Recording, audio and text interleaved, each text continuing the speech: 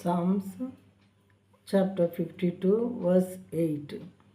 But I am like a green olive tree in the house of God. I trust in the steadfast love of God forever and ever. In Telugu, నేనైతే దేవుని మందిరములో పచ్చని ఒలీవ చెట్టు వలె ఉన్నాను. నిత్యము దేవుని కృపయందు నమ్మకయించుచున్నాను. పచ్చని ఒలివ చెట్టు అనే కాదు, ఏ పచ్చని చెట్టుని చూసినా మనసుకు సంతోషం కలుగుతూ ఉంటుంది.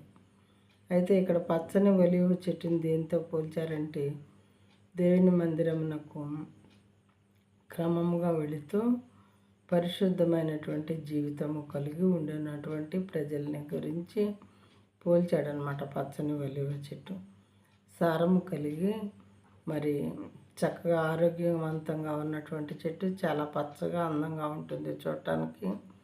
అదేవిధంగా పరిశుద్ధత, నీతి, మరి దేవుని కట్టడలను అనుసరించుట, ఇలాంటివి చేస్తూ దేవుని మందిరంలో పచ్చని ఒలీవ చెట్టు వలె నేనున్నాను అని చెప్పి దావీదు మహారాజు ఇక్కడ మాట్లాడుతూ ఉన్నారు. ఆయన మీదంత నమ్మకం ఆయనకే వచ్చిందంటే దేవునితో ఎంతగానో సన్నిహితమైన సంబంధం కలిగి ఉన్నాడు దావీదు మహారాజు గారు.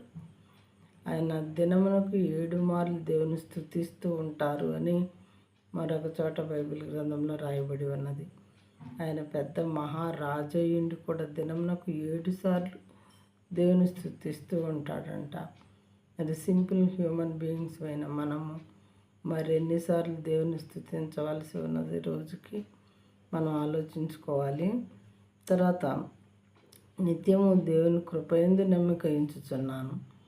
దేవుని ఎంతగానో నమ్మాడు ఆయన కృప నాకు చూపిస్తూ ఉన్నారు అని దేవుని కృప మీద ఆధారపడి బ్రతుకుతూ ఉన్నాడు. రాజు అంటే అన్ని హంగు ఆర్భటాలు ఉంటాయి. ఆయన ఎవరిని పిలిస్తే వాళ్ళు చేయమంటే అది చేస్తారు, కానీ మనుషుల మీద ఆధారపడట్లేదు. ఈ రాజు దేవుని మీదే ఆధారపడుతూ ఉన్నాడు దావీదు మహారాజు గారు. ఆయన కింగ్ అయ్యుండి కూడా కింగ్ ఆఫ్ కింగ్స్ మీద డిపెండ్ అవుతున్నాడు. లార్డ్ ఆఫ్ లార్డ్స్ మీద ఈయన డిపెండ్ అవుతున్నాడు.